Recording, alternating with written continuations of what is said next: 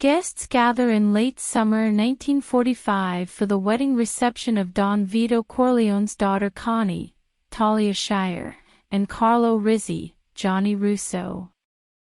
Friends and associates refer to Vito, Marlon Brando, the head of the Corleone mafia family, as Godfather. He and Tom Hagen, Robert Duvall, the Corleone family lawyer, are hearing favor requests because no Sicilian can refuse a request on his daughter's wedding day, according to Italian tradition. Amerigo Bonacera, successful mortician and Don acquaintance, is one of the men who asks the Don for a favor. His daughter was brutally beaten by two young men because she refused their advances. The men received minimal punishment from the presiding judge. The Don is dissatisfied with Bonacera, who has avoided most contact with the Don because of Corleone's shady business dealings.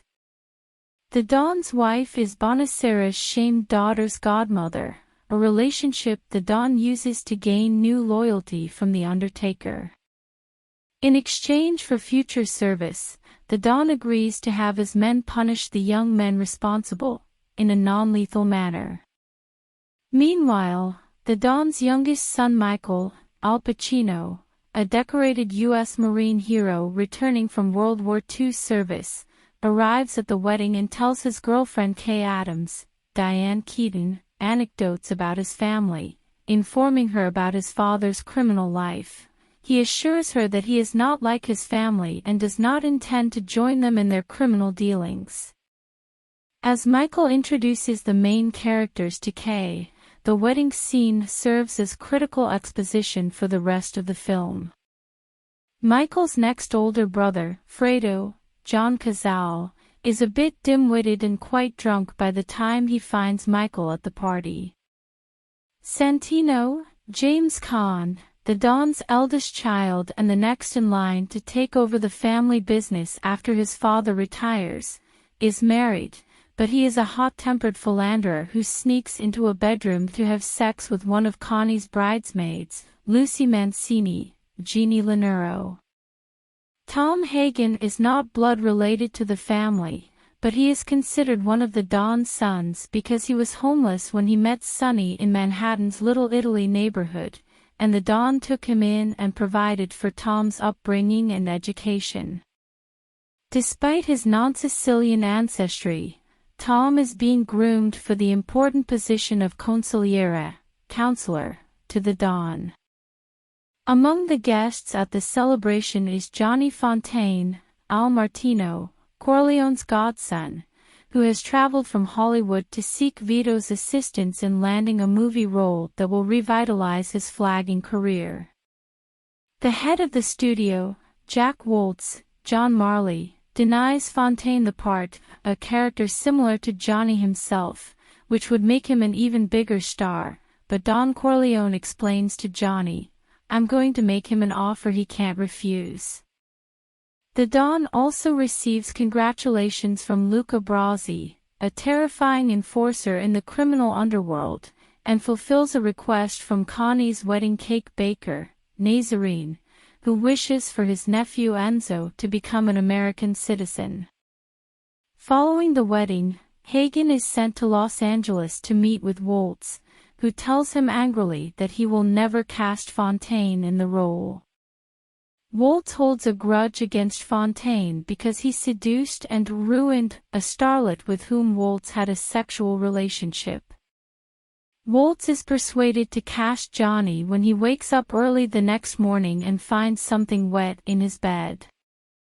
He pulls back the sheets and finds himself in a pool of blood. He screams in horror when he discovers the severed head of his prized $600,000 stud horse, Khartoum, in the bed with him. A deleted scene from the film implies that Luca Brasi, Lenny Montana, Vito's top button man, or hitman, is to blame. When Hagen returns, the family meets with Virgil, the Turk Sollozzo, Lettieri, a rival to Talia family supporter.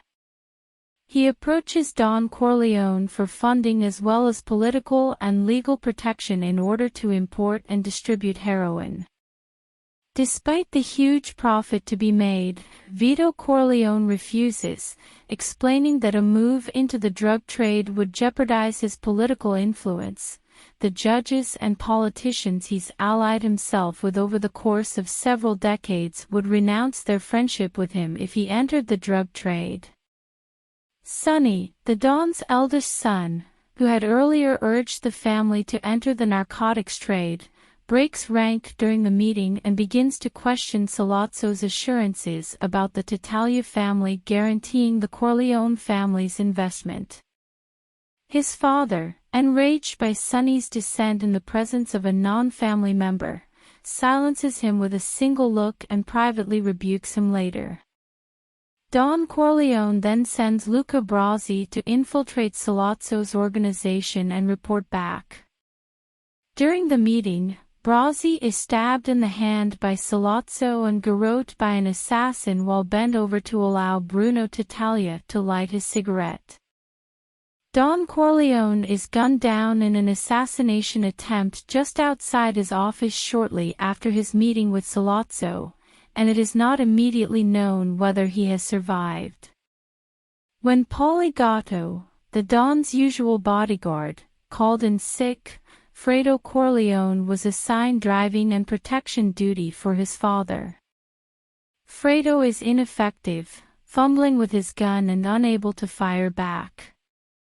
When Sonny learns that the Don has been shot and that Paulie has gone missing, he directs Clemenza, Richard S. Castellano, one of his father's two capo regimes, to find Paulie and bring him to the Don's house. Sollozzo kidnaps Tom Hagen and holds him for several hours, convincing him to offer Sonny the same deal he offered his father. When Tom is released, Sollozzo learns that the Don survived the assassination attempt. He yells angrily at Tom to persuade Sonny to accept his offer. Sonny, enraged, refuses to consider it and issues an ultimatum to the Tatalias: turn over Sollozzo or face a lengthy, bloody, and costly gang war for both sides. They refuse, instead sending Sonny a Sicilian message of 2 fresh fish wrapped in Luca Brasi's bulletproof vest, telling the Corleones that Luca Brasi sleeps with the fishes. Later, Clemenza drives Paulie and one of the family's hitmen, Rocco Lampuan, into Manhattan. Sonny wants to go to the mattresses, or set up beds in apartments for Corleone button men to operate from if a crime war breaks out. Clemenza instructs Paulie to pull over in a remote area on the way back from Manhattan so he can urinate. Rocco shoots Paulie and flees with Clemenza, leaving Paulie and the car behind. After dinner with Kay at her hotel, Michael, whom the other mafia families regard as a civilian, who is not involved in mob business, pays a visit to his father at a small private hospital. He is surprised to discover that no one is watching him. A nurse informs him that the men were violating hospital policy and were told to leave about 10 minutes before Mike arrived. Recognizing that his father is being set up for murder once more, he calls Sonny for assistance, moves his father to another room, and goes outside to watch the entrance. Michael enlists the assistance of Enzo the baker, Gabriel Torre, who has come to pay his respects at the hospital. They bluff away Sollozzo's men as they pass by. When Michael suggests that Sollozzo paid McCluskey to set up his father, police cars arrive, bringing the corrupt Captain McCluskey, Sterling Hayden, who viciously punches Michael in the cheek and breaks his jaw. Just then, Hagen arrives with private detectives authorized to carry firearms to protect Don Corleone, and he transports the injured Michael to his home. Sonny responds by assassinating Bruno Talia, Tony Giorgio, Don Philip Tatalias, Victor Rendina's eldest son and underboss, off camera. Following the hospital assassination attempt on the Don, Sollozzo requests a meeting with the Corleones, which Captain McCluskey will attend as Sollozzo's bodyguard. Sonny and the other senior family members are amused when Michael volunteers to kill both men during the meeting. However, Michael convinces them that he is serious and that killing Sollozzo and McCluskey is in the family's best interests. It's not about you. It's all about business. Because Michael is a civilian, he will not be regarded as a suspicious Corleone's ambassador.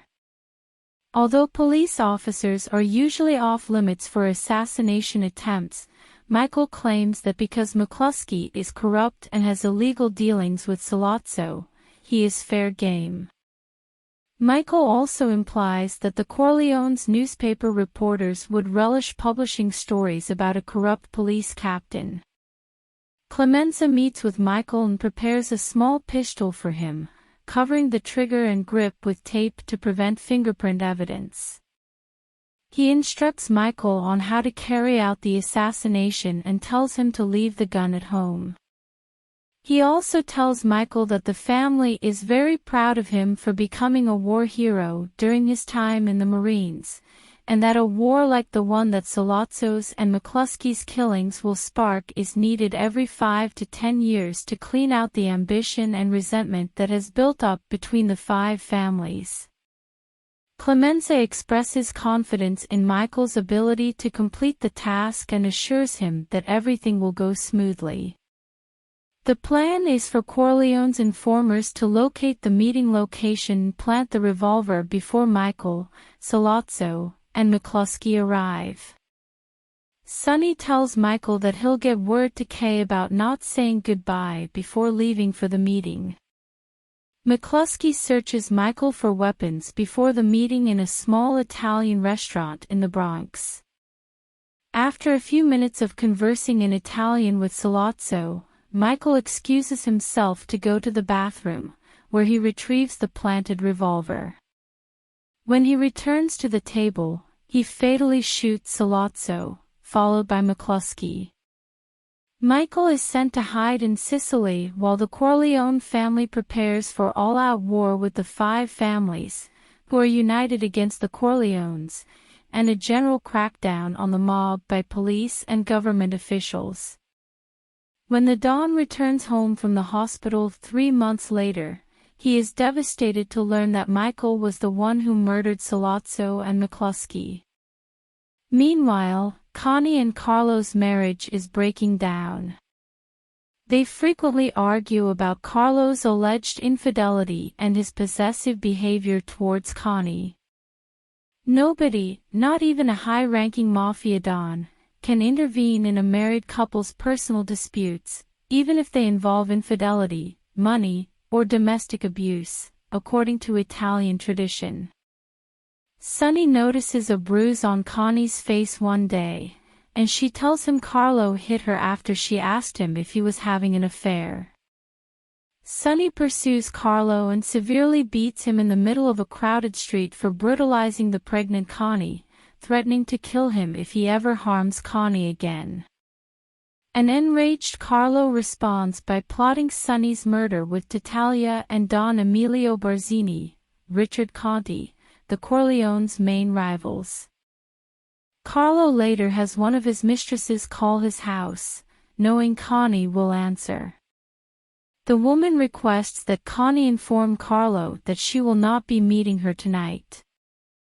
Connie, who is heavily pregnant and distraught, throws a tantrum, hurling their dinner plates around the dining room and kitchen. Carlo uses the altercation to beat Connie, luring Sonny out into the open and away from the Corleone compound.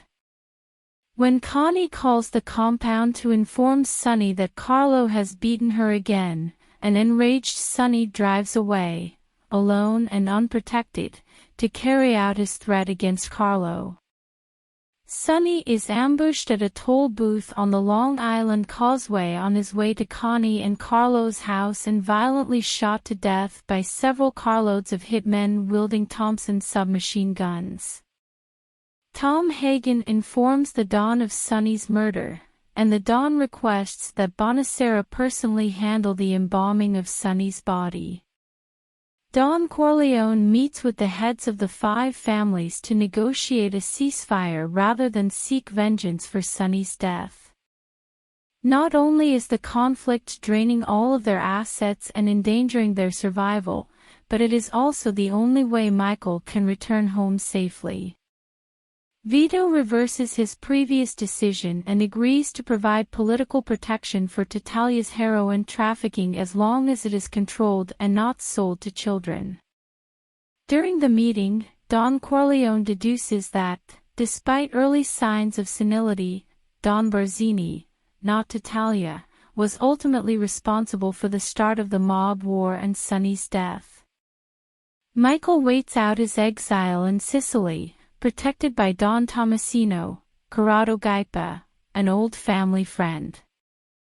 Michael wanders aimlessly through the countryside, accompanied by his constant bodyguards, Carlo, Franco City, and Fabrizio, Angelo Infanti. Michael meets and falls in love with Apollonia Vitelli, Simonetta Stefanelli, the beautiful young daughter of a bar owner, in a small village. They court and marry in traditional Sicilian fashion, but Michael's presence is soon discovered by Corleone's enemies. While Michael is teaching his new bride to drive, Tomasino arrives with the bad news about Sonny's death. He wishes to film Michael and transport him to a safer location. As the couple prepares to leave, Apollonia is killed when a rigged car, originally intended for Michael, explodes on ignition. Michael, who witnessed the explosion, notices Fabrizio rushing out of the ground seconds before the explosion, implicating him in the assassination plot. In a deleted scene, Fabrizio is discovered and killed years later. Michael returns home knowing he is safe. After a total of 4 years apart, 3 in Italy and 1 in America, he reunites with his former girlfriend Kay more than a year later, in 1950. He expresses his desire for them to marry. Kay accepts his proposal despite her disappointment that he waited so long to contact her. With Don Vito semi-retired, Sonny dead, and middle brother Fredo deemed incapable of running the family business, Michael takes over. He promises Kay that the family business will be completely legitimate within 5 years. 2 years later, Clemenza and Salvatore Tessio, Abe Vigoda, complain about being pushed around by the Barzini family and ask Michael for permission to strike back, but Michael refuses. He intends to relocate the family's operations to Nevada, after which Clemenza and Tessio may form their own families in the New York area. Michael also promises Connie's husband, Carlo, that he will be his right-hand man in Nevada. Carlo grew up there, unaware of his involvement in Sonny's murder. Tom Hagen has been demoted to the position of family lawyer, with Vito serving as consigliere. Privately, Hagen inquires about his promotion, and Michael inquires about a new regime of soldiers secretly being built under Rocco Lamp1, Tom Rosca. Don Vito informs Hagen that Michael is following his advice. A year or so later, Michael travels to Las Vegas and meets with Mo Green, Alex Rocco, a wealthy and astute casino owner looking to expand his business. Fredo had been sent to Las Vegas after the Don's attempted assassination to learn about the casino business from Green. Michael offers to buy out Green but is politely declined. Green believes the Corleones are incompetent and that he can negotiate a better deal with Barzini. Fredo sides with Mo during their heated negotiation. Michael warns Fredo not to take sides with anyone against the family, again after Mo storms out of the meeting.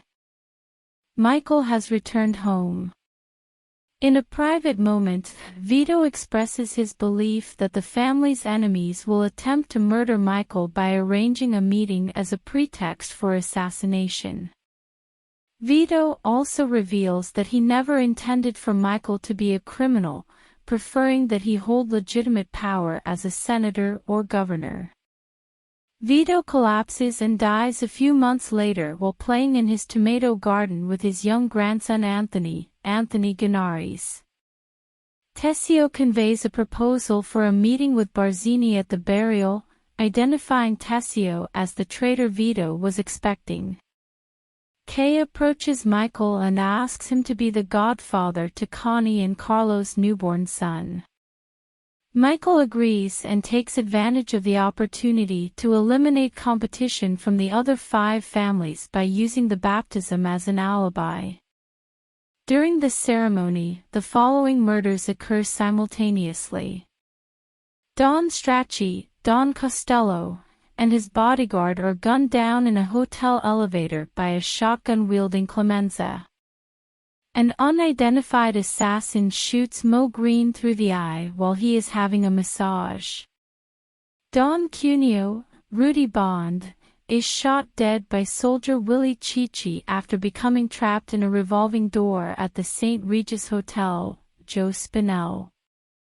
Rocco Lampuan and an unknown associate assassinate Don Talia in bed, along with a prostitute. Don Barzini, along with his bodyguard and driver, is assassinated on the steps of his office building by Al Neri, Richard Bright, disguised in his old police uniform. Tessio believes he and Hagen are on their way to the meeting he has arranged between Michael and Barzini following the baptism. As Hagen steps away, he is surrounded by Willie Chichi and other button men. When Tessio realizes Michael has exposed his betrayal, he tells Hagen that he has always respected Michael and that his betrayal was only business. He asks Tom if he can get him off for old time's sake, but Tom declines. Tessio is expelled and never seen again. It is implied that Chichi shoots and kills Tessio with his own gun after he disarms him prior to entering the car. Meanwhile, after being approached by Barzini himself, Michael confronts Carlo about Sonny's murder and forces him to admit his role in planning the ambush. The hitmen who assassinated Sonny were members of Barzini's personal bodyguard. Michael assures Carlo that he will not be killed, but that his punishment will be to be barred from all family business. Carlo is handed a plane ticket to exile in Las Vegas. When Carlo gets into a car heading to the airport, Clemenza immediately garrotes him to death on Michael's orders. Later, as movers carry away the furniture in preparation for the family's move to Nevada, a distraught Connie confronts Michael at the Corleone compound. She accuses him of murdering Carlo in retaliation for Carlo's brutal treatment of her as well as Carlo's suspected involvement in Sonny's murder, and she claims that Michael waited until their father died so Vito couldn't stop him. Kay questions Michael about Connie's accusation after she is removed from the house, but he refuses to answer, reminding her not to ask him about his business or what he does for a living. She insists, and Michael flatly lies, assuring his wife that he had nothing to do with Carlo's death.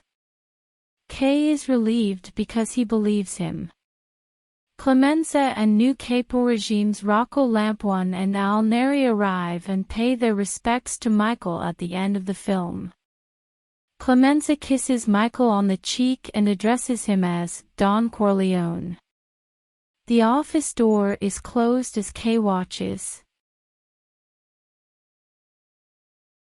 Please subscribe my channel.